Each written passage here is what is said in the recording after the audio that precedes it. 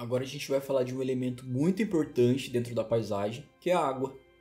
Ó, vou começar já basicamente uma lagoinha ou uma pocinha que seja, não faz muita diferença para explicar o conceito. O que acontece? A água na maioria das vezes é representada com o branco, então tudo que tiver em volta dela, uma sugestão, não é regra, é que sejam coisas mais escuras, para contrastar com a água e ter um efeito visual interessante. E aí a gente pode utilizar pedras, pode utilizar outras coisas. E essas coisas escuras, elas têm um reflexo. E como a gente representa o reflexo na água? Existem diversas formas de representar, porque existem água em movimento, água parada, porque varia muito do local, se a água está se movimentando ou não, o tipo de reflexo. Mas eu vou explicar aqui os conceitos mais básicos e funciona assim, ó. Se a água estiver parada sem nenhum ventinho, a tendência é que ela cause um espelhamento simétrico em relação à base superior. Porém, principalmente na natureza, quase nunca ela está 100% parada. E o que acontece? As ondinhas, as ondas delas, se a gente chegar muito pertinho, elas formam como se fossem umas micropirâmides. Elas formam mesmo assim, uma pontinha assim para cima, de forma que ela forma algumas paredinhas assim que estão em sentidos diferentes. E essas paredinhas, cada uma vai refletir o lado que ela tiver mais alta. E geralmente é o céu. Se não for uma ondinha que tem uma árvore em cima, alguma coisa alta, geralmente é o céu. E aí todas essas partes entre essas piramidezinhas é o que reflete de fato aquilo que está acima da água. E como a gente representa isso? A gente não precisa fazer todas essas piramidezinhas. A gente simplesmente pode representar assim, ó. É como se esses risquinhos fossem os vãozinhos entre essas paredinhas de água que está refletindo outras coisas. Então essa parte onde não está refletindo é como se fosse um reflexo do céu, porque o restante do lago normalmente vai estar representando o céu. Então meio que se fundem ali. Esses vãozinhos que não está refletindo o que está acima do rio, reflete também o céu. Conseguiu compreender? Em relação ao reflexo também, é fazer alguns riscos verticais em paralelos em algumas regiões da água. Não dá para exemplificar muito bem isso agora, porque varia muito do local também. A água é uma coisa muito maleável, obviamente o elemento em si e por consequência o desenho também. Uma outra coisa é quando você vai fazer onda. Nunca de maneira nenhuma faz ondinha assim, ó. Não faça. Ó, as ondinhas elas são retas, que ela está de acordo com a direção do vento. E aí uma coisa muito importante e que a maioria das pessoas não fazem é aplicar perspectiva na água. No mar é muito aplicado, mas dá para exemplificar aqui, ó, para eu mostrar. O que acontece? Aqui eu tenho um ponto de fuga e eu tenho a minha divisão aqui por perspectiva. As ondas que eu faço, elas têm que seguir um padrão. Então aqui, ó, eu faço a onda de acordo com a perspectiva e lá no fundo, ó, elas tendem a ser menores por conta da perspectiva. Basicamente elas são do mesmo tamanho, compreende?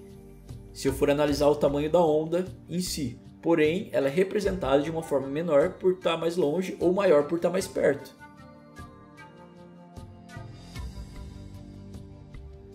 E aí, eu vou fazer um exemplo de cachoeira também, ó.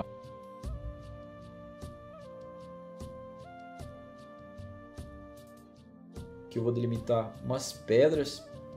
Ali vai ter água. E como que eu faço pedra? Ó, puramente forma geométrica. Eu posso colocar aqui assim, ó, eu posso começar fazendo uns cubos, montar aqui, ó, quase um Tetris mesmo. E a gente vai montando, ó.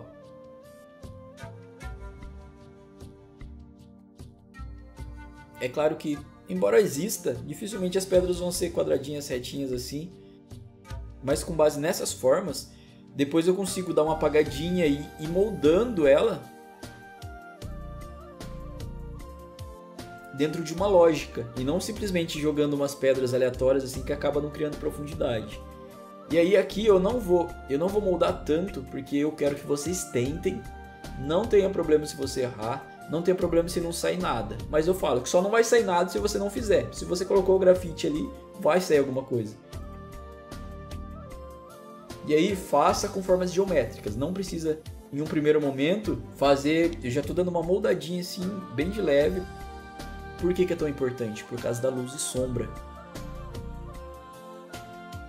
Ó, Ó, se aqui tem luz, todas as partes que não estão diretas tendem a ter mais sombra.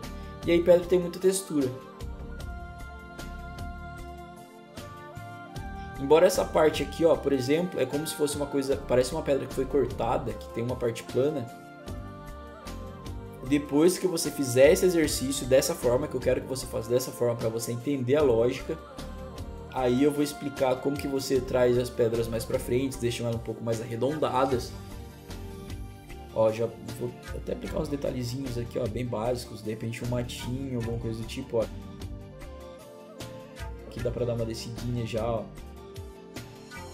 Mas tenta manter um pouco a forma geométrica. Bom, vou dar uma texturizadinha aqui, porque como eu vou fazer a água, é interessante que... Lembra que eu falei que a água ela é representada geralmente com o branco? E aí tudo que tiver em volta, eu aconselho que sejam coisas mais escuras para contrastar a água e ficar um impacto visual mais interessante. Então aqui, ó, eu delimito aonde que tem a queda d'água. Eu não faço dessa maneira aqui, ó. A queda d'água ela sempre vai ser horizontal, porque a água age dessa forma. Em alguns casos específicos, uma cachoeira muito forte, aí tem umas quedas d'água diferentes, ela pode mudar, mas no geral ela é na horizontal. E aí eu deixo geralmente branco, faço alguns detalhezinhos aqui, ó. Posso fazer uma pedrinha no meio assim, ó, que às vezes ela tá em relevo. E aí eu vou fazer um portal aqui, ó, com a água. E aí aqui tem a queda da minha água, ó. Ela cai aqui embaixo dessa linha aqui, já é o meu rio. O que eu faço? Essa região de baixo é uma região muito turbulenta, onde tá caindo a água. Ou seja, ela vai ser muito branca. E aí eu posso representar em volta dessa turbulência uma sombrinha. Só que assim, essa sombrinha, geralmente ela reflete a cor. No caso aqui eu não tenho cor. Mas se for um quadro, for algo pintado, ela reflete a cor da parte de cima. No caso, algumas pedras, se ela tiver um musgo, ela vai ser meio esverdeada, ou marrom, ou cinza, ou independente da cor que seja. Ou no caso aqui, vamos fazer com grafite. Então a água...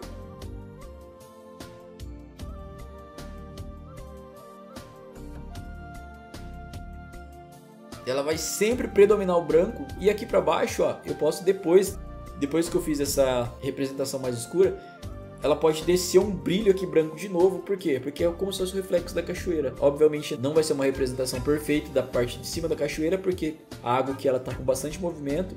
Então é mais uma questão de brilho mesmo. A água é uma coisa que as pessoas se frustram um pouco, porque ela precisa de um pouquinho mais de treino. Mas não se limite.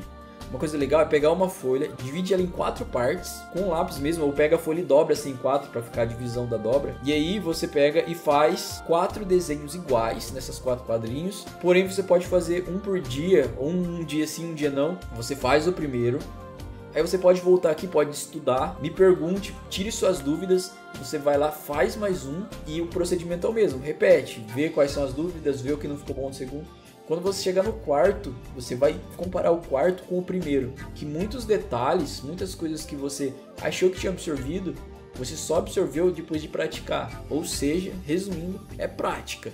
Não tem como fugir. Você já sabe como estudar, você já sabe como fazer.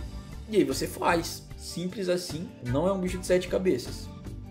Então bora praticar?